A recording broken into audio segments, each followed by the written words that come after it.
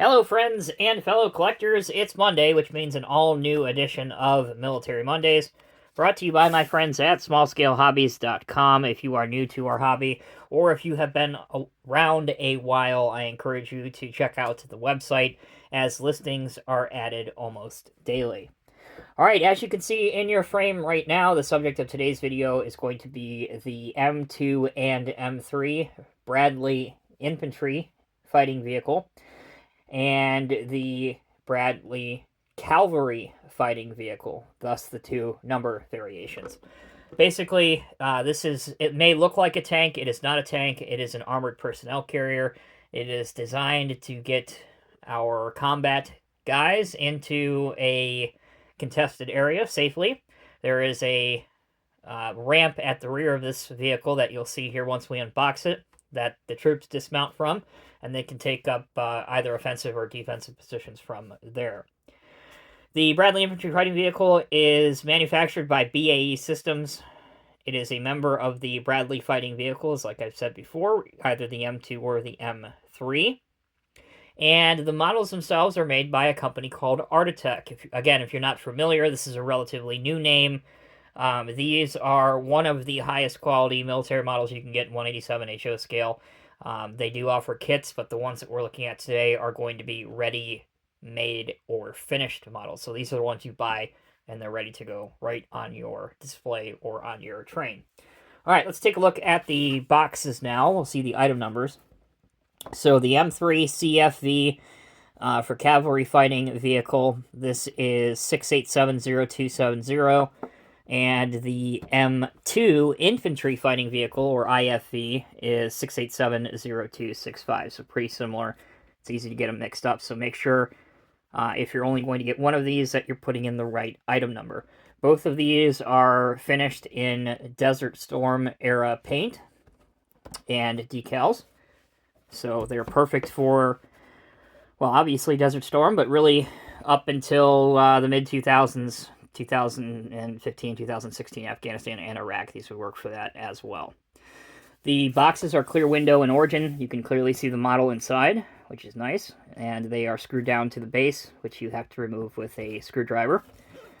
Aside from that, the packaging is generally pretty plain, but it works in this case because, again, it's kind of gets the point across. And obviously, the biggest thing people are normally worried about when purchasing scale models is the scale model itself, not necessarily the packaging, so this works. All right, so let's take a quick pause. When we come back, we'll have these out of the box, and we'll take a much closer look at them, so don't go anywhere. Okay, everyone, welcome back. The first one that we have in front of you, this is the M2 IFV, and again, the M2 is the Infantry Fighting Vehicle. The M3 is the Cavalry Fighting Vehicle. Both look optically very similar, but there are some differences between the two.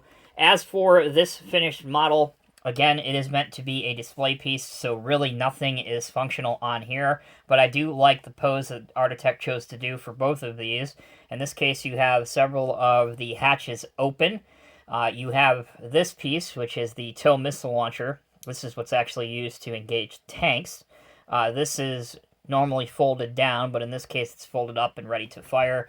You can see the various different equipment patches on the side as well, ammo boxes, bags, etc., etc., even some spare road wheels all throughout. Now, the main gun is a Bushmaster chain gun, so again, it's not really a cannon. It's mostly used as a weapon against infantry and light-skinned vehicles. However, if you do happen to come up against an enemy tank, that's what you would use the TOW missile launcher for, which is tube optically wired launched missile, if I remember correctly, something like that. But yeah, so plenty of detail all throughout here, and again, the decals are also ready presented. It looks really quite sharp. You do have some unit designation on here, and there are some other decals that are provided if you do want to put them on, but very clearly it's a beautifully presented model and looks quite good in 187 scale. All right, we're going to pause for the last time. When we come back, we'll take a look at the other Bradley. All right, welcome back, everyone.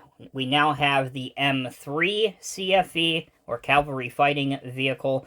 Again, optically very similar to the M2.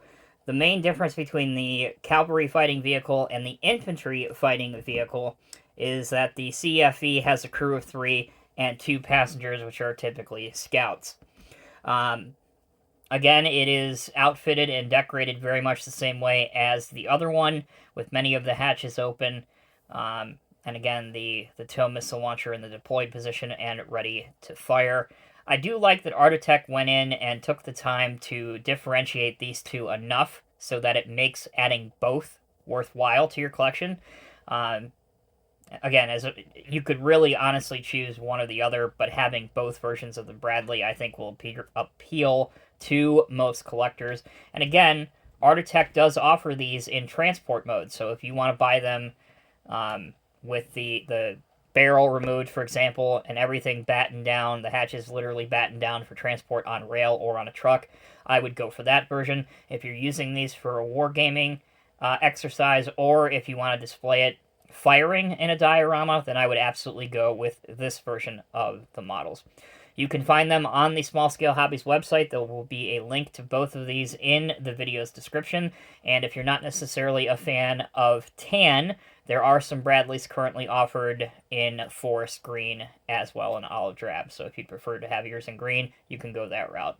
As always, thank you so much for watching. If you have any comments or questions, leave them down in the comment section below. Check your screen right now where you'll see the entire playlist full of all of our Military Monday specials that we have done to date on the channel. So pull up your favorite adult beverage and enjoy. Thanks again for watching. Take care. I'll see you guys in the next review.